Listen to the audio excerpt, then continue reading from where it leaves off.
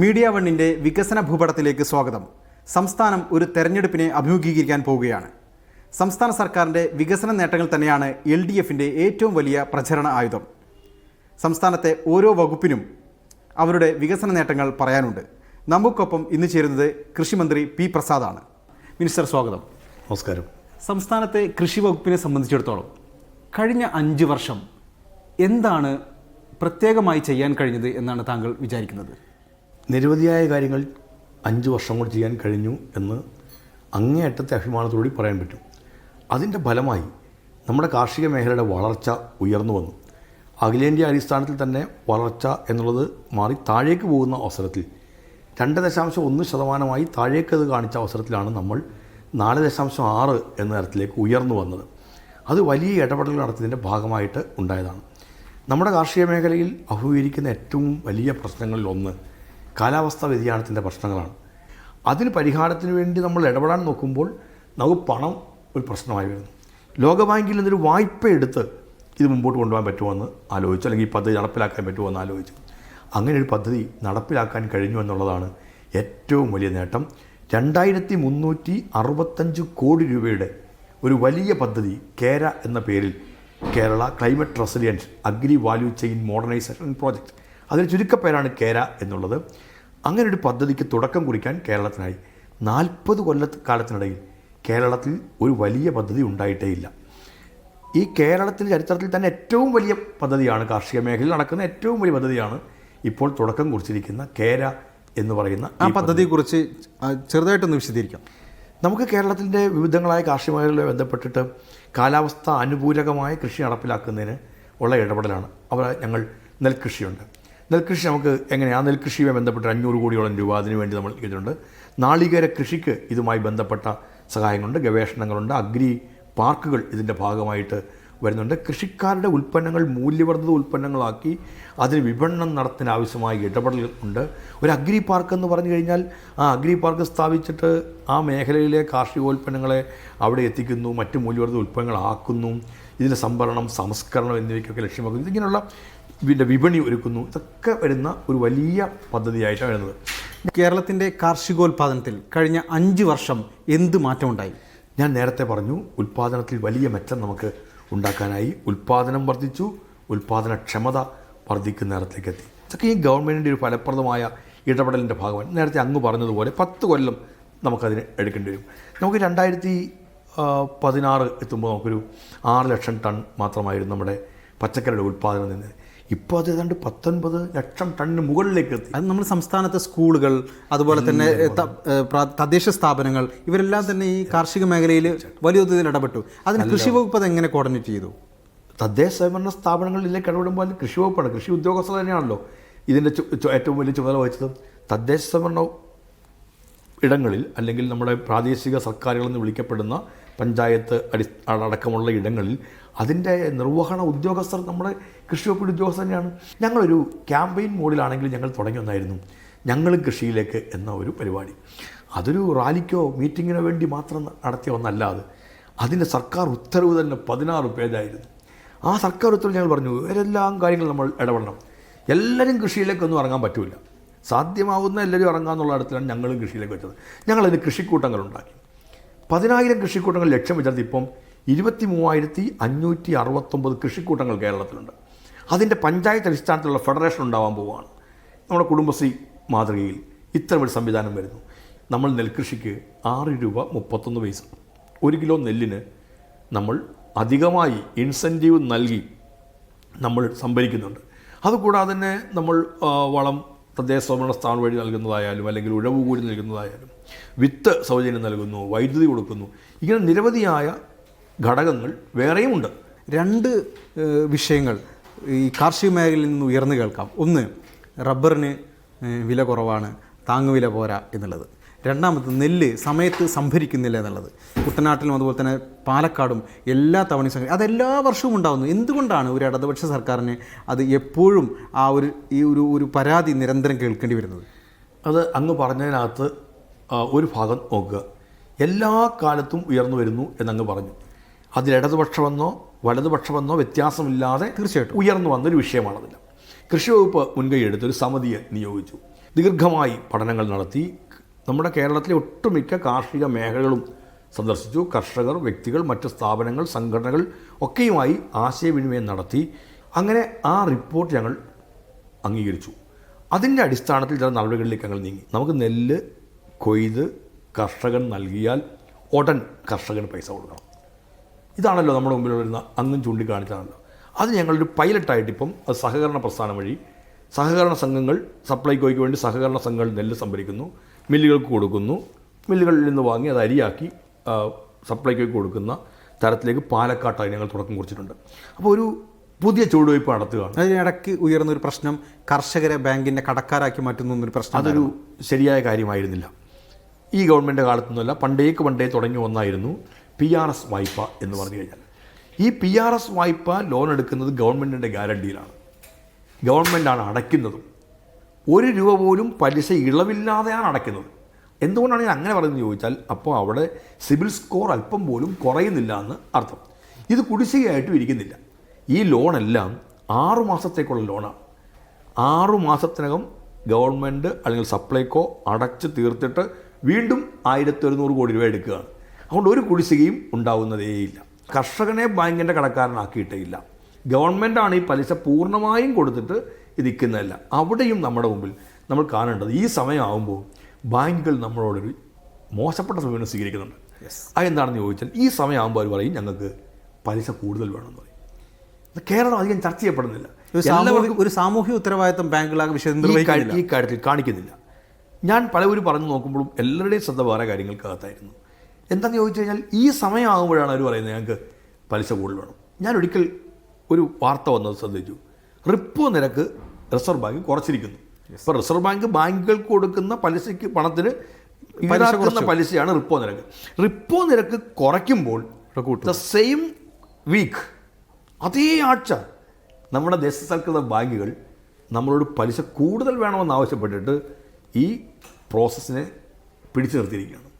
അവിടെ നെല്ല് സംഭരണത്തിൻ്റെ ഈ പ്രക്രിയയ്ക്ക് അവിടെ നിന്ന് ഒരു സ്റ്റോപ്പ് വീഴുക. നമ്മുടെ ഡിമാൻഡിൽ അവർ ചൂഷണത്തിന് ഉപയോഗിക്കുന്നു. അതെ, ഇത് ചെയ്യുകയാണ്. ഇതൊക്കെ എന്തുകൊണ്ടാണ് ഇങ്ങനെ സംഭവിക്കുന്നത്? എന്തുകൊണ്ടാണ് കേന്ദ്രത്തിലിരിക്കുന്ന ഗവൺമെൻറ് ഇക്കാര്യത്തിൽ ഇടപെടാത്തത് എന്ന് ഞങ്ങൾ പലവരും പറഞ്ഞിട്ടുണ്ട്. എന്തുകൊണ്ടാണ് 1300 കോടിയോളം രൂപ ഇപ്പോഴും നെല്ല് സംഭരിച്ച വകയിൽ കിട്ടാനുള്ളത് കിട്ടാതിരിക്കുന്നത്? ഏറ്റവും അവസാനം കേന്ദ്ര ഗവൺമെൻറ് എന്ന കത്ത് നിങ്ങൾ നോക്കൂ. നിങ്ങൾ നെൽകൃഷിയും ഗോതമ്പ് കൃഷിയും നടപ്പിലാക്കുന്നതിനകത്ത് നിങ്ങൾ അഡീഷണലായി കൊടുക്കുന്ന പണം വളരെ വലിയ പ്രതിസന്ധി ഉണ്ടാക്കുന്നു എന്നാണ്. അതുകൊണ്ട് ആ MSPക്ക് മുകളിൽ നിങ്ങൾ കൊടുക്കുന്ന പൈസ, അതിനെക്കുറിച്ച് നിങ്ങൾ പുനഃപരിശോധിക്കുകയും ഒഴിവാക്കുകയും ചെയ്യണമെന്നാണ് പറഞ്ഞത്. അപ്പോൾ ബോധപൂർവമല്ലേ ഈ നീക്കങ്ങളെല്ലാം നടക്കുന്നതെന്ന് സംശയം. ഞാൻ വീണ്ടും അത് തുറന്നു പറയാൻ കേന്ദ്ര സർക്കാരിന് ഒരു മടിയുമില്ല. അവർക്കൊരു മടിയുമില്ല. ഞങ്ങൾക്കൊരു അബദ്ധം പറ്റിപ്പോയതാണെന്ന് അവർ തിരുത്താൻ തയ്യാറല്ല. അതേ സമയത്ത് തന്നെ കേരളത്തിലെ BJP പ്രസിഡന്റ് കത്തയച്ചു എന്ന് പറഞ്ഞ് വർത്തമാനം പറയുന്നത് അല്ലാതെ തിരുത്തിക്കാൻ കഴിയുന്നുമില്ല. താങ്കൾ കഴിഞ്ഞ 5 വർഷം ഈ കൃഷി വകുപ്പ് ഭരിച്ചപ്പോൾ കേരളത്തിലെ കർഷകരുടെ ജീവിതത്തിൽ എന്ത് മാറ്റമുണ്ടായെന്നാണ് താങ്കൾ നിരീക്ഷിച്ചിട്ടുള്ളത്? ഒരു കൃഷിഭവൻ ഒരു മൂല്യവർദ്ധിത ഉൽപ്പന്നമാക്കണമെന്ന് 1700 കൃഷിഭവനാണുള്ളത്. 1000 എണ്ണം ആവുമെന്ന് വിചാരിച്ചു. ഞങ്ങൾ 4000 മൂല്യവർദ്ധിത ഉൽപ്പന്നം ഉണ്ടാക്കി. 4000 ഇപ്പോൾ അതേപോലെ പോകണമെന്ന് വിചാരിക്കരുത്. ഇല്ല. അതല്ല, ചിലപ്പം ഒരു സീസണായി ചിലപ്പോൾ വിട്ടു പോയി മാറി നോക്കിയിരിക്കും. ഞങ്ങൾ എന്തെന്ന് ചോദിച്ചാൽ, അങ്ങനെ മൂല്യവർദ്ധിത ഉൽപ്പന്നമാക്കിയാൽ ഇത് വിപണനം നടക്കണമല്ലോ. വിപണനത്തിൽ ഏറ്റവും പ്രധാനപ്പെട്ട ഭാഗം എന്താ? പാക്കിങ്ങാണ്. പാക്കിങ് എങ്ങനെയാണ്? ഒരു പ്ലാസ്റ്റിക് കവറിനകത്താക്കി ചൂട് വെച്ച് പ്രസ് ചെയ്ത് ഒരു സ്റ്റിക്കർ ഒട്ടിച്ച് അതൊന്നും ആരും വാങ്ങൂല. നമുക്ക് ലോക്കൽ മാർക്കറ്റിൽ കൊണ്ട് വിൽക്കാനുള്ളതല്ലത്. നമുക്ക് ഇൻ്റർനാഷണൽ മാർക്കറ്റിൽ ലക്ഷ്യം വെക്കണം തീരുമാനിച്ചു. ഞങ്ങളൊരു പാക്കിങ്ങിന് പരിശീലനം കൊടുക്കാൻ ആലോചിച്ചു. Indian institute of packaging Mumbai, IIP മുംബൈയുമായിട്ട് കൃഷി വകുപ്പ് ധാരണാപത്രം ഏർപ്പെട്ടിട്ട് 1000-ലധികം കർഷകർക്കും കൃഷിക്കാരുടെ ഗ്രൂപ്പുകൾക്കും സഹകരണ സ്ഥാപനങ്ങൾക്കും ഞങ്ങൾ പരിശീലനം കൊടുത്തു. ഫ്രീ ആയിട്ട് പരിശീലനം കൊടുത്തു. അപ്പോൾ നല്ല പാക്കിങ്ങിലേക്ക് എത്തി. പാക്കിങ് മാത്രം പോരല്ലോ, നിങ്ങളുണ്ടാക്കുന്ന ഉൽപ്പന്നം നിങ്ങളൊരു പേരിടും. എന്നാൽ ഗവൺമെൻറ് ഒരു പേര് കൊടുക്കാൻ പറ്റുമോ? ഞങ്ങൾക്കൊരു പേരുണ്ടാക്കി. ഇൻ്റലക്ച്വൽ പ്രോപ്പർട്ടീസ് റൈറ്റ് ആക്ട് അനുസരിച്ച് കൃഷി വകുപ്പ് ഒരു പേര് രജിസ്റ്റർ ചെയ്തു. ബൗദ്ധിക സ്വത്തവകാശ നിയമം അനുസരിച്ചിട്ട് കേരള അഗ്രോ. ആ കേരള അഗ്രോ ബ്രാൻഡ് നെയിം ഇതിൻ്റെ ഗുണമേന്മ ഉറപ്പുവരുത്തി ഫ്രീ ആയിട്ട് കർഷകർക്ക് കൊടുത്തു. ഈ ഗ്രൂപ്പുകൾ കൂടുതൽ വ്യക്തിയും ഗ്രൂപ്പുകളെല്ലാം ഉണ്ട്. ഇനിയും അതുകൊണ്ട് മാത്രം വിപണനമാവില്ല. വിപണനത്തിന് ഞങ്ങൾ നമ്മുടെ ഓൺലൈൻ പ്ലാറ്റ്ഫോമിൽ എത്തിക്കാൻ നോക്കി. ആമസോണിലും ഫ്ലിപ്കാർട്ടിലും ഈ ഉൽപ്പന്നങ്ങൾ എത്തിച്ചു. അങ്ങനെ ഞങ്ങൾ ആലോചിച്ചു, നമ്മുടെ കേരള ഗ്രോ ഉൽപ്പന്നങ്ങൾ മാത്രം വിൽക്കുന്ന ഷോറൂമുകൾ ഉണ്ടാക്കിയാലെന്ന് ആലോചിച്ചു. 15 ഷോറൂമുകൾ ഇന്ന് കേരളത്തിലുണ്ട്. അതാര് നടത്തുമെന്ന് ആലോചിച്ചു. കൃഷിക്കൂട്ടങ്ങൾക്കൊക്കുമോ? ഒക്കുന്ന കൃഷിക്കൂട്ടങ്ങൾ സെലക്ട് ചെയ്തു. സഹകരണ സ്ഥാപനങ്ങൾക്കൊക്കുമോ ഞങ്ങൾ അവരെ നോക്കി, FPOകൾക്കൊക്കുമോ ഞങ്ങൾ അവരെ നോക്കി. തിരുവനന്തപുരത്ത് ചെയ്യുന്നത് ഒരു കൃഷിക്കൂട്ടമാണ്, ഉള്ളൂരിൽ അത് ചെയ്യുന്നില്ല. കൊല്ലത്ത് ചെയ്യുന്നത് ഉളിയക്കോവിൽ സർവീസ് സഹകരണ ബാങ്കാണ് ചെയ്യുന്നത്. കോട്ടയത്ത് ചെയ്യുന്നത് പാലാ സാന്തോം എന്ന് പറയുന്ന പാലാ സോഷ്യൽ സർവീസ് സൊസൈറ്റിയുടെ കീഴിലുള്ള ഒരു FPO ആണ് ചെയ്യുന്നത്. ഞങ്ങൾ 10 ലക്ഷം രൂപ അവർക്ക് ഗവൺമെൻറ് കൊടുക്കും. അതിമനോഹരമായ ഷോറൂം ആക്കി, ഒരു നെറ്റ്വർക്ക് ഉണ്ടാക്കി വെച്ചു ഈ ഉൽപ്പന്നങ്ങൾ വിപണനം നടത്താൻ വേണ്ടി. ഇതിൻ്റെ ബിസിനസ് നടക്കണം. ഞങ്ങളൊരു B2B മീറ്റ് നടത്തി 2023. 119 കരാറുകൾ ഒപ്പിട്ടു. 344 കോടി രൂപയുടെ എഗ്രിമെൻ്റാണ് അവിടെ വെച്ചത്. ഈ സംസ്ഥാന സർക്കാരിൻ്റെ ഈ ഭരണ നേട്ടങ്ങൾ അതൊരു തുടർഭരണത്തിനുള്ള എല്ലാ അവസരവും ഒരുക്കിയിട്ടുണ്ട് എന്ന് തന്നെയാണ് താങ്കൾ വിശ്വസിക്കുന്നത്? നമ്മുടെ മുമ്പിൽ 2011 മുതൽ 16 വരെയുള്ളൊരു ഗവൺമെൻറ് ഉണ്ട്. 16 മുതൽ 21 വരെയുള്ള ഗവൺമെൻറ്റും 21 മുതൽ 26 വരെയുള്ളൊരു ഗവൺമെൻറ്റും ഉണ്ട്. നമുക്ക് ഈ ഒരു താരതമ്യം നോക്കൂ. 2011-16 കാലത്ത് എന്താണ് മെച്ചപ്പെട്ടൊരു വികസനം കേരളത്തിൽ നടന്നത്? എണ്ണം പറഞ്ഞ വികസന പ്രവർത്തനം ഒന്നും നടന്നില്ല. നമ്മുടെ നാഷണൽ ഹൈവേ തന്നെ മുടങ്ങി മാറുന്ന അവസ്ഥയിലേക്ക് എത്തി. 2016 ഗവൺമെൻറ് വരുമ്പോൾ നാഷണൽ ഹൈവേയുടെ സംവിധാനം എല്ലാം നിലച്ച മട്ടായിരുന്നു. നമ്മൾ വീണ്ടും പോകുമ്പോൾ അവർ പറഞ്ഞാൽ എന്താ, നമ്മൾ ഒഴിവാക്കാൻ വേണ്ടി പറഞ്ഞതാണ് നിങ്ങൾ കൂടി പണം മുടക്കണം എന്ന്. ആദ്യമായിട്ടാണല്ലോ അങ്ങനെ ഒരു സംസ്ഥാനത്തോട് പറയുന്നത്. ഒരു സംസ്ഥാനത്ത് പൈസ മേടിക്കാൻ നിൽക്കുന്നതും 7000 കോടിയോളം രൂപ നമ്മൾ മുടക്കിയിട്ട് നമ്മൾ നാഷണൽ ഹൈവേയിലേക്ക് എത്തി. ഇത് വികസനത്തിൻ്റെ ഒരു കാര്യമാണെങ്കിൽ ഇപ്പോൾ റോഡുകൾ, തോടുകൾ, മറ്റു കാര്യങ്ങൾ, പാലങ്ങൾ, സംവിധാനങ്ങൾ, ആശുപത്രികൾ, വിദ്യാഭ്യാസ സ്ഥാപനങ്ങൾ, ഇതൊക്കെ സാധാരണ മനുഷ്യൻ്റെ ജീവിതത്തിൽ പോലും മെച്ചപ്പെട്ട സംഭാവന ചെയ്ത കാര്യങ്ങളാണെല്ലാം. ഇതൊക്കെ ഇപ്പോൾ നടക്കുന്നില്ലായിരുന്നുവെങ്കിൽ, ഇങ്ങനെ നടക്കുന്നില്ലായിരുന്നുവെങ്കിൽ ഈ നേട്ടത്തിലേക്ക് എത്താൻ എത്ര കൊല്ലം കേരളം എടുക്കുമായിരുന്നു എന്നൊന്ന് ആലോചിച്ച് നോക്കും. അപ്പോൾ കേരളത്തിൻ്റെ പ്രിയപ്പെട്ട സാംസ്കാരിക പ്രവർത്തകർ, പ്രത്യേകിച്ച് സച്ചിദാനന്ദനെ പോലുള്ള ആളുകളൊക്കെ തുടർഭരണം കേരളത്തിൻ്റെ ഒരു സാമൂഹ്യ ആരോഗ്യത്തിന് നല്ലതല്ല എന്ന് പറയുകയുണ്ടായി. അതിനോട് ഒരു ഇടതുപക്ഷത്തു നിന്നുള്ള പ്രതികരണം വലിയ തോതിൽ ചർച്ച ചെയ്യപ്പെട്ടു. അദ്ദേഹത്തിൻ്റെ അഭിപ്രായത്തോട് വേറൊന്നുമില്ല. അദ്ദേഹത്തിന് അഭിപ്രായം പറയാനുള്ള സ്വാതന്ത്ര്യമുണ്ട്. ആ സ്വാതന്ത്ര്യത്തിന് വേണ്ടി ഞങ്ങളെല്ലാം വാദിക്കും. പക്ഷേ അദ്ദേഹം പറഞ്ഞ അഭിപ്രായത്തോട് എല്ലാവരും യോജിക്കാൻ പറ്റുകയില്ല. നിങ്ങൾക്കൊരു വ്യത്യസ്തമായ അഭിപ്രായം ഉണ്ടെങ്കിൽ അഭിപ്രായം പറയാനുള്ളൊരു ഇടം ഇവിടെ ഉണ്ടാവണം. ഉണ്ടാക്കുക എന്നുള്ളത് ഒരു ഇടതുപക്ഷ ഗവൺമെൻറ്റിൻ്റെയും ഉത്തരവാദിത്വമാണ്, ഇടതുപക്ഷ പ്രവർത്തകരുടെയും ഉത്തരവാദിത്വമാണ്. ഈ സച്ചിദാനന്ദൻ്റെ അഭിപ്രായത്തോടുള്ള ഒരു വിയോജിപ്പ് എന്താണ് താങ്കളുടെ? അദ്ദേഹത്തിൻ്റെ അഭിപ്രായത്തോടുള്ള അദ്ദേഹത്തിൻ്റെ അഭിപ്രായം പൂർണ്ണമായി ഞാൻ യോജിക്കണം. എന്തെന്നാൽ നമ്മുടെ കേരളം ഇപ്പോൾ നേടിയ നേട്ടങ്ങൾ അദ്ദേഹം ഗൗരവത്തിലെടുക്കുന്നുണ്ടോ എന്നൊരു സംശയം തോന്നിപ്പോവാണ്. ഈ നേട്ടങ്ങൾ ഇനി തുടർന്ന് കൊണ്ടുപോകണ്ടേ? ഈ നേട്ടങ്ങൾ തുടർന്ന് കൊണ്ടുപോകാൻ കേരളത്തിൽ ഇതുവരെയും ഉണ്ടായ അനുഭവം വെച്ചിട്ടൊരു UDFനെ കൊണ്ടായിട്ടുണ്ടോ? മുൻകാലങ്ങളിൽ അങ്ങനൊരു അനുഭവം നമുക്കുണ്ടോ? അപ്പോൾ ഇടതുപക്ഷം തിരുത്തേണ്ടതുണ്ടെങ്കിൽ തീർച്ചയായിട്ടും തിരുത്തണം. നമുക്ക് ഒരു സംവിധാനത്തെ തകർത്ത് വേറൊന്ന് ആക്കുക എന്നുള്ളതല്ല. ഒരു സംവിധാനത്തിൽ എന്തെങ്കിലും നിങ്ങൾ കാണുന്ന പോരായ്മകളുണ്ടെങ്കിൽ ആ പോരായ്മകൾ തിരുത്തി അതിനെ ശക്തിപ്പെടുത്തുക എന്നുള്ളതാണോ, അതിനെ തകർത്ത് ശക്തിപ്പെടുത്തുക എന്നുള്ളതാണോ വേണ്ടത്? അപ്പോൾ എന്താ വേണ്ടതെന്നുള്ളതാണ് ഇത്. അദ്ദേഹം എന്തുകൊണ്ടാണ് അങ്ങനെ ചിന്തിക്കുന്നതെന്ന് മനസ്സിലാവുന്നതേയില്ല. ഞാൻ പറഞ്ഞല്ലോ, അദ്ദേഹത്തിനത് പറയാനുള്ള എല്ലാ സ്വാതന്ത്ര്യമുണ്ട്. അദ്ദേഹത്തിൻ്റെ അഭിപ്രായങ്ങൾ അദ്ദേഹം പറയുന്നതിനകത്ത് ഒരു തരത്തിലും അദ്ദേഹം തടസ്സപ്പെടുത്താൻ പാടില്ല. ഈ തദ്ദേശ തെരഞ്ഞെടുപ്പിൽ ഇടതുപക്ഷത്തിന് വലിയ തോൽവി സംഭവിച്ചു. അതിനുശേഷം പല ആളുകളും ഈ സർക്കാരിനെതിരെ ചില വിമർശനങ്ങളൊക്കെ ഉന്നയിക്കാൻ തുടങ്ങി. ഈ ഇടതുപക്ഷത്തുള്ള അല്ലെങ്കിൽ CPMലുള്ള ചില ആളുകളെങ്കിലും പാർട്ടി മാറുന്ന സ്ഥിതിയുണ്ടായി. പ്രേംകുമാറിനെ പോലുള്ള ചില ആളുകൾ പുറത്തു വന്ന് സംസാരിക്കുന്നു. ഈ സർക്കാരിനെതിരെ അഭിപ്രായം പറയുക എന്നുള്ളത് ഒരു ട്രെൻഡായിട്ട് വരികയാണ്, അല്ലെങ്കിൽ അതൊരു ഭരണവിരുദ്ധ വികാരമായിട്ട് വികസിക്കുന്നില്ലേ? സത്യത്തിൽ 10 വർഷം എത്തുമ്പോഴാണോ ഈ അഭിപ്രായ പ്രകടനം നടക്കേണ്ടതെന്ന് ആലോചിച്ച് നോക്കി. വിമർശനങ്ങൾ ഉണ്ടായിരുന്നുവെങ്കിൽ ഇവർക്കൊക്കെയും എന്തുകൊണ്ടാണ് ഇപ്പോൾ പറയുന്നത് 6 മാസം മുമ്പ് പറയാൻ കഴിയാതെ പോയത്, 1 വർഷം മുമ്പ് പറയാൻ കഴിയാതെ പോയത്? എന്തുകൊണ്ടാണ് ഒരു തെരഞ്ഞെടുപ്പെടുത്ത അവസരത്തിൽ മാത്രം അത് പറയുന്നത്? അപ്പോൾ അതിനകത്ത് സതുദ്ദേശമല്ല എന്ന് ആർക്കാണ് മനസ്സിലാവാത്തത്? താല്പര്യങ്ങളുണ്ട് തീർച്ചയായിട്ടും. ഇല്ല എങ്കിൽ ഇവരെ എന്തുകൊണ്ടാണ് നമ്മൾ ആരും കാണാൻ? ഏതൊരു സിസ്റ്റത്തിൻ്റെ ഭാഗമായി നിൽക്കുന്ന ഒരാളാണോ അവരൊരു വിമർശനം ഉന്നയിച്ചാൽ ആ വിമർശനം ഞാൻ നിൽക്കുന്ന സംവിധാനത്തിൻ്റെ എതിരായി ഞാൻ പറഞ്ഞാൽ അത് വാർത്തയാണ്. ഞാൻ UDFനെ വിമർശിച്ചാൽ അത് വാർത്ത ആവില്ല, സ്വാഭാവികമാണ് തന്നെയാണ്. 1 വർഷം മുമ്പാണെങ്കിൽ ഈ വാർത്ത കിട്ടുമല്ലോ, 2 വർഷം മുമ്പാണെങ്കിൽ ഇതേപോലെ പ്രാധാന്യം കിട്ടുമല്ലോ. എന്തുകൊണ്ടാണ് ഒരു തെരഞ്ഞെടുപ്പിൻ്റെ അതിൻ്റെ പ്രധാനപ്പെട്ട ഒരിടത്ത് നിൽക്കുമ്പോൾ ആ സമയത്ത് ഇത് വരുന്നത് എന്തുകൊണ്ടാണ്? മാർക്കറ്റ് വാല്യൂ മാത്രമല്ല, എൻ്റെ അഭിപ്രായത്തിന് ഇപ്പോഴൊരു വിലയുണ്ട് എന്നുള്ളത് മാത്രമല്ല, എന്നെ കൂടുതൽ ആൾക്കാർ ശ്രദ്ധിക്കും എന്നുള്ളത് മാത്രമല്ല, ഇതിനകത്തൊക്കെ സതുദ്ദേശപരമല്ലാത്ത ചില ഘടകങ്ങൾ കൂടിയുണ്ട്. അത് നമുക്ക് വരുന്ന ആളുകളിൽ മനസ്സിലാവും. താങ്കൾ ഉദ്ദേശിക്കുന്ന സാമ്പത്തിക താല്പര്യമാണോ? സാമ്പത്തിക താല്പര്യമല്ലേ വേണം. മറ്റെന്തെല്ലാം ഇപ്പം സ്ഥാനാർത്ഥിത്വം പലരുടെയും കാര്യത്തിൽ വരുന്നില്ലേ? ഓക്കെ. അപ്പോൾ അതൊരു ഘടകമല്ലേ? അപ്പോൾ ആ ശത്രു പെട്ടെന്ന് എങ്ങനെയാണ് മിത്രമാവുന്നത്?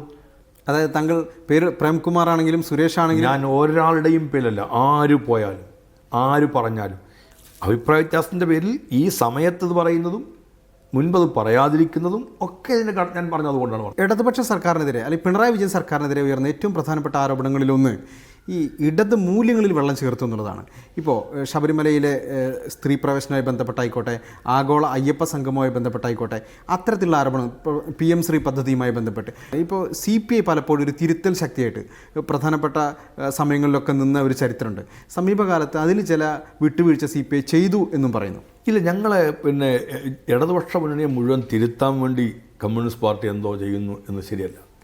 അത് നിങ്ങൾ തന്നെ പറഞ്ഞിട്ടുള്ള, മാധ്യമങ്ങൾ പറഞ്ഞിട്ടുള്ള കാര്യമാണ്. ഒരു രാഷ്ട്രീയ പാർട്ടിയെ തിരുത്താൻ വേണ്ടി വേറെ രാഷ്ട്രീയ പാർട്ടി വന്നിരിക്കുന്നു, അതൊക്കെ വെറുതെ പറയുന്നതാണ്. അങ്ങനെയല്ല. അത് ഓരോ പാർട്ടിക്കും ആ പാർട്ടിയുടേതായ നയങ്ങളും സമീപനങ്ങളുമുണ്ട്. ആ രാഷ്ട്രീയ പാർട്ടികൾക്കെല്ലാം കൂടി പൊതുവെ യോജിക്കാൻ കഴിയുന്ന നയസമീപനങ്ങളുടെ അടിസ്ഥാനത്തിലാണ് ഒരു യോജിപ്പിലേക്ക് എത്തുന്നതെല്ലാം. ആ യോജിപ്പിലേക്ക് എത്തുമ്പോൾ ഓരോ കാര്യങ്ങളിലും എന്താണ് സമീപനം നിശ്ചയിച്ചിട്ടുണ്ട്. ആ സമീപനമാണ് ആ യോജിപ്പിൻ്റെ ഭാഗമായി സ്വീകരിക്കുന്നത്. CPIക്ക് ഒരു നിലപാടുണ്ടാവും, CPM നിലപാടുണ്ടാവും, ഇതേപോലെ മുന്നണിയിലെ ഓരോ ഘടകകക്ഷികൾക്കും ഒരു നിലപാടുണ്ടാവും. എന്നാൽ ഞങ്ങളെല്ലാം പൊതുവായി ഞങ്ങൾക്ക് യോജിക്കാൻ പറ്റുന്ന ഒരു നിലപാടിൻ്റെ അടിസ്ഥാനത്തിൽ നിന്നാണ് ഒരു ഇടതുപക്ഷ ജനാധിപത്യ മുന്നണി കേരളത്തിലുള്ളതല്ല. ഈ മുന്നണിക്ക് ഓരോ കാര്യങ്ങളും ഒരു രാഷ്ട്രീയ കാഴ്ചപ്പാടുകളുണ്ട്. ആ രാഷ്ട്രീയ കാഴ്ചപ്പാടുകൾക്ക് അനുസരിച്ചുള്ള കാര്യങ്ങൾ നടപ്പിലാക്കുക. അവിടെ എവിടെയെങ്കിലും ചിലപ്പോൾ സ്വാഭാവികമായിട്ട് ചില പ്രശ്നങ്ങളുണ്ടാകുമ്പോൾ ഞങ്ങൾ ചർച്ച ചെയ്യും, അത് പരിഹാരമുണ്ടാവും. ആ പരിഹാരം ഉണ്ടാകുന്ന അപ്പുറത്തേക്ക് പോലെ ഒരു കാര്യങ്ങൾക്കും വരുന്നില്ല. ഈ ആഗോള അയ്യപ്പ സംഗമത്തിൽ അതിൻ്റെ നടത്തിപ്പുമായി ബന്ധപ്പെട്ട് വലിയ ആരോപണങ്ങൾ ഉയരുകയാണ്. അതിൻ്റെ ഓഡിറ്റ് റിപ്പോർട്ടുമായി ബന്ധപ്പെട്ട് ഹൈക്കോടതിയിൽ കൊടുത്ത കണക്കുമായി ബന്ധപ്പെട്ട് വലിയ ഒരു വിമർശനം വന്നു. ഒപ്പം തന്നെ ഈ നവകേരള സർവേ അതുമായി ബന്ധപ്പെട്ട് ഹൈക്കോടതി ശക്തമായ ഇടപെടൽ നടത്തുകയാണ്. അപ്പോൾ എന്തുകൊണ്ടാണ് ഒരു ഭരണം അവസാനിക്കുന്ന ഘട്ടത്തിൽ കഴിഞ്ഞ UDF സർക്കാരിൻ്റെ കാലത്ത് പറഞ്ഞ കടുംവെട്ട് അതുപോലെയുള്ള ഒരു ആരോപണത്തിലേക്ക് പോവുകയാണ്? ഇല്ല, ഒരു കടുംവെട്ടുമില്ല. ഇപ്പോൾ ഒരു സർവേ നടത്താൻ തീരുമാനിക്കുന്നു എന്ന് പറയുന്നത് എന്തൊരു അപരാധമാണെന്നാണ് കണക്ക് കൂട്ടുന്നത്. അല്ല, മുഖ്യമന്ത്രിയുടെ അതുമായി ബന്ധപ്പെട്ട ഓഡിയോ ഒന്ന് പുറത്തു വന്നു. കൃത്യമായ സംസ്ഥാന സർക്കാരിൻ്റെ വിഭവങ്ങൾ ഉപയോഗിച്ച്, സർക്കാരിൻ്റെ ഫണ്ട് ഉപയോഗിച്ച് CPM പ്രവർത്തകരെ വോളണ്ടിയർമാരായി നിശ്ചയിച്ച് ഒരു പാർട്ടി പരിപാടി PRDO ഒക്കെ സംഘടിപ്പിച്ച് ചെയ്യാണ്. ഇല്ല, അതങ്ങനെ ഒരു പാർട്ടി പരിപാടി, ഒരു സർവേ നടത്തി ഒന്നും സർക്കാർ ആലോചിച്ചിട്ടില്ല. സർക്കാർ ഇതുമായി ബന്ധപ്പെടുത്തി സർവേ നടത്താൻ പറ്റുന്ന ആൾക്കാരെ കണ്ടെത്തി ഒരു സർവേയിലേക്ക് നീങ്ങുക എന്നുള്ളതാണ്. ഏത് കാലത്തിലും എവിടെയും നടക്കേണ്ട കാര്യമാണ്. ഒരു പരിശോധന നടത്തേണ്ടതാണ്. അത് ഗവൺമെൻറ് എന്നുള്ള ഇടത്തിൽ അത്ര ഒരു സർവേ നടത്താവുന്നേ ഉള്ളൂ. പക്ഷേ കോടതി അതിനകത്ത് കുറച്ചുകൂടി കടന്നു പോയിട്ടില്ലേ എന്ന് തോന്നുന്നുണ്ട്. കോടതിയുടെ വിധിയുമായി ബന്ധപ്പെട്ട് പുറത്തു വന്നിരിക്കുന്ന വാർത്തകൾ, ഞാൻ ആ കോടതി വിധി പൂർണ്ണമായിട്ട് കണ്ടില്ലെങ്കിൽ പോലും, ഇപ്പോൾ നമുക്ക് ഫണ്ട് സമാഹരണത്തിൻ്റെ കാര്യവും മറ്റും അവർ പറയുന്നുണ്ട്. അപ്പോൾ അഡീഷണലായി പൈസ ലഭിക്കുന്നുണ്ട്. അഡീഷണൽ ഓതറൈസേഷൻ നമ്മൾ പറയുന്നൊരു പ്രധാനപ്പെട്ട വാക്കാണ് ഈ ഭരണരംഗത്തെല്ലാം. ഇപ്പോൾ ബജറ്റിനകത്ത് 100 രൂപ നീക്കി വെച്ചു. 100 രൂപ പോരാതെ വരുന്നു ആ കാര്യത്തിനകത്ത്. അപ്പോൾ വീണ്ടും പണം അതിനുവേണ്ടി ലഭ്യമാക്കേണ്ടി വരും. വീണ്ടും പണം ലഭ്യമാക്കാൻ എത്രയോ അനുഭവങ്ങൾ നമ്മുടെ മുമ്പിലുണ്ട്. ഞങ്ങൾ സബ്ജക്റ്റ് കമ്മിറ്റിയെ കൂടുമ്പോൾ വീണ്ടും പരിശോധിക്കും.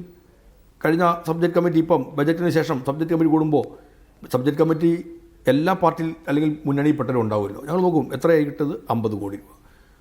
ഞങ്ങൾ വീണ്ടും ആവശ്യപ്പെട്ടിരുന്നു, ഇത്ര വേണമെന്ന് പറഞ്ഞിരുന്നു. വീണ്ടും 50 കോടി വേണമെന്ന് പറഞ്ഞു. 10 കോടി കൂടി അഡീഷണൽ ഓതറൈസേഷനിൽ കിട്ടിയിട്ടുണ്ട്. റീഅപ്രോപ്രിയേഷൻ, വേറെ ഒന്നിന് വേണ്ടി വരുന്നില്ല, അത് ഇതിനകത്തേക്ക് മാറ്റാൻ തീരുമാനിച്ചു. അങ്ങനെ നമുക്ക് ഇതൊക്കെ ഇതിൻ്റെ ഭാഗമായി ഭരണസംവിധാനം നടക്കുന്ന കാര്യമാണ്. ഈ കോടതിക്ക് വേണ്ടി നിയോഗിച്ചതിനേക്കാൾ കൂടുതൽ തുക കോടതി ആവശ്യപ്പെട്ടിട്ട് റീഅപ്രോപ്രിയേറ്റ് ചെയ്ത് കൊടുത്തിട്ടില്ലേ? എന്തേ ഈ ജഡ്ജിമാർ അത് കാണാതെ പോകുന്നു? അത് എത്രയോ തവണകളിൽ അങ്ങനെ സംഭവിച്ചിട്ടുണ്ട്. ബജറ്റിൽ നീക്കി വച്ചിരിക്കുന്ന ആ പൈസ മാത്രമേ ഉള്ളൂ, അത്രയേ ഉള്ളൂ എന്ന് അറിയാതെ വയ്യാത്തവരാണോ അവർ? എന്തിനാണ് അവരിങ്ങോട്ട് ആവശ്യപ്പെടുന്നത് ഇത്രയും കൂടി വേണം, ഇന്നടത്തിൽ വേണം, ഓരോരോ ഘടകങ്ങൾ പറഞ്ഞ് വേണമെന്ന് പറഞ്ഞു? അപ്പം ഞാൻ പറഞ്ഞു, ഇതിനകത്തൊക്കെ ആ വിധി കാണുമ്പോഴുമെല്ലാം നമുക്ക് ഒരു സതുദ്ദേശപരമാണോ എന്ന സംശയം ജനിപ്പിക്കുന്നുണ്ട്. ഈ ഇടതുപക്ഷത്തിൻ്റെ ഭാഗമായിട്ട് ഇപ്പോൾ സ്വീകരിക്കുന്ന രാഷ്ട്രീയ സമീപനത്തിൽ ഒരു വലിയ വിമർശനം വരുന്നില്ല. അതൊരു മൃദു ഹിന്ദുത്വ നിലപാട് സ്വീകരിക്കുന്നു. CPI നേതാക്കളെക്കുറിച്ചല്ല, അത് CPM നേതാക്കളെക്കുറിച്ചാണ്. പ്രത്യേകിച്ച് MV ഗോവിന്ദൻ മാഷെക്കുറിച്ചായാലും പിണറായി വിജയനെ കുറിച്ചായാലും അത്തരം ഒരു ആരോപണം വളരെ സജീവമായി നിൽക്കുന്നത്. ഒരു തീവ്ര വലതുപക്ഷ പാർട്ടിയാണ് CPM എന്നാണ് പ്രതിപക്ഷ നേതാവ് പറഞ്ഞുകൊണ്ടിരിക്കുന്നത്. ആ ഒരു വിമർശനം ഒരു കമ്മ്യൂണിസ്റ്റ് പാർട്ടി കൂടിയായിട്ടുള്ള പാർട്ടിയുടെ പ്രതിനിധി കൂടിയായിട്ടുള്ള താങ്കൾ അതിനെ അഭിസംബോധന ചെയ്യുന്നത് നന്നായിരിക്കും. ഒരിക്കലും ഒരു മൃദു ഹിന്ദുത്വ സമീപനവും ഇടതുപക്ഷത്തിൻ്റെ ഭാഗത്തു നിന്നുണ്ടാവില്ല. നമ്മുടെ എത്ര അനുഭവങ്ങൾ നമ്മുടെ മുമ്പിലുണ്ട്. നമ്മളിതെല്ലാം പറയുന്നത് എന്തിനടിസ്ഥാനപ്പെടുത്തിയാണ്? ഈ രാജ്യത്ത് വളരെ വേഗത്തിൽ തന്നെ ഈ രാജ്യത്തെ ഈ ദിശയിലേക്ക് കൊണ്ടുപോകാൻ ശ്രമിക്കുന്ന ഒരു രാഷ്ട്രീയ പ്രസ്ഥാനം അധികാരത്തിൻ്റെ ഭാഗമായിട്ടിരിക്കുകയാണ്. എവിടെയാണ് ഇടതുപക്ഷം അവരുമായി കോംപ്രമൈസ് ചെയ്തിട്ടുള്ളത്? പൊളിറ്റിക്കലായിട്ട് എവിടെയാണ് കോംപ്രമൈസ് ചെയ്തിട്ടുള്ളത്? ഒരു സന്ദർഭം ചൂണ്ടിക്കാണിക്കാൻ പറ്റും? ഇടതുപക്ഷത്തിൻ്റെ CPMൻ്റെയും CPIയുടെയും പ്രവർത്തകരല്ലാതെ ആരാണ് ഈ കേരളത്തിൽ പോലും ഈ തീവ്ര ഹിന്ദുത്വത്തിൻ്റെ ഈ വക്താക്കൾക്കെതിരായി നിലപാട് സ്വീകരിച്ചിട്ടുള്ളത്? എത്ര പേരാണ് അതിൻ്റെ പേരിൽ ഗുരുതരമായ പ്രതിസന്ധികളിലേക്ക് നീങ്ങി? അല്ലെങ്കിൽ എത്ര കുടുംബങ്ങൾ? ചെറിയ കാര്യമാണോ അത്? വാക്കുകൾ കൊണ്ട് ചിലയിടങ്ങളിലെല്ലാം നിന്ന് വർത്തമാനം പറഞ്ഞതിന് അപ്പുറത്തേക്ക് ഇവരെ ഫലപ്രദമായി നേരിട്ട അനുഭവങ്ങൾ കേരളത്തിൽ പറയാനുള്ളത് ഈ പ്രസ്ഥാനങ്ങളല്ല, വേറെ ഏത് പ്രസ്ഥാനത്തിനാണുള്ളത്? തീവ്ര ഹിന്ദുത്വ ഭാഷയിൽ സംസാരിക്കുന്ന വെള്ളാപ്പള്ളി നടേശനെ പൊതിഞ്ഞു പിടിക്കുന്ന CPM നേതൃത്വത്തെക്കുറിച്ചാണ്, മുഖ്യമന്ത്രിയെക്കുറിച്ചാണ് അത്തരമൊരു വിമർശനം സജീവമായി പ്രതിപക്ഷത്ത് വന്നത്. അതൊക്കെ നേരത്തെ താങ്കൾ തന്നെ പറഞ്ഞതുപോലെ ആരോപണങ്ങളാണ്. നിലപാടുകൾ നമ്മളെടുക്കുന്ന സമീപനങ്ങൾ എവിടെയാണ് പറയാൻ പറ്റുക? അര ഇഞ്ച് ആ കാര്യത്തിനകത്ത് വിട്ടുവീഴ്ചയുണ്ടോ?